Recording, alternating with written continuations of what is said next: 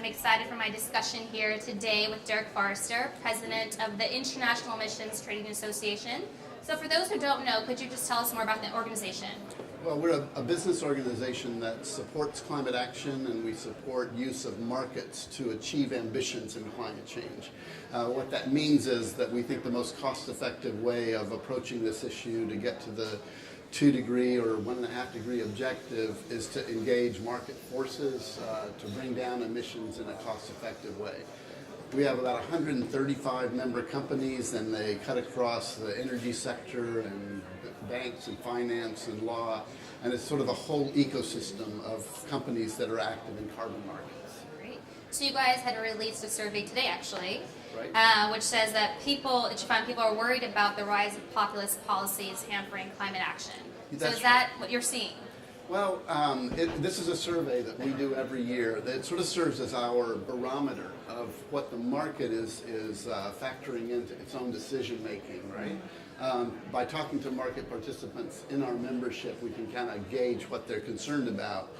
So one of the questions we asked was, how do you think the rise of populism and focus more nationally rather than internationally will affect climate policy? And it appears as a concern to a lot of people.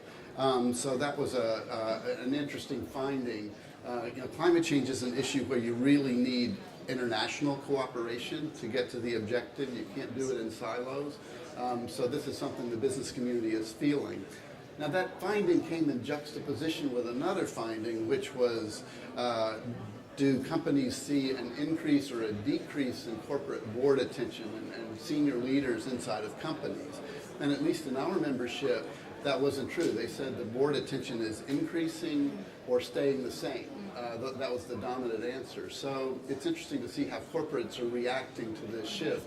As one of my members put it to me, maybe it means that companies don't deal with gerrymandering and companies don't deal with electoral colleges. They deal with broad public concern of their customer base. So yesterday you guys had released, in collaboration with the World Bank, the Carbon Markets Readiness Guide.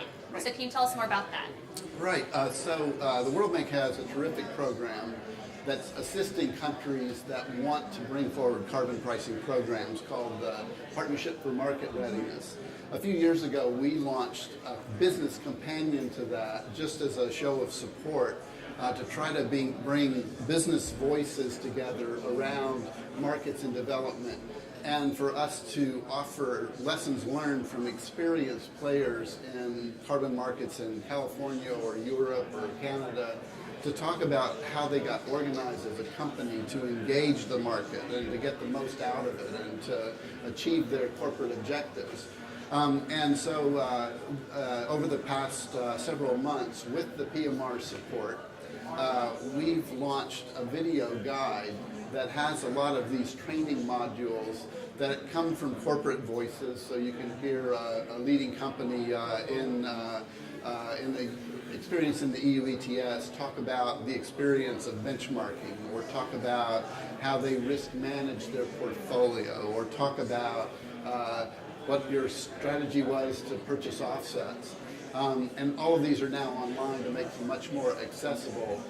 So have a look. I think it's a terrific contribution to business readiness while governments are getting ready. Right. So just on that, what do you think is the scale of challenge now to get to the climate action? Is that more in the business development? What is the main challenge do you see?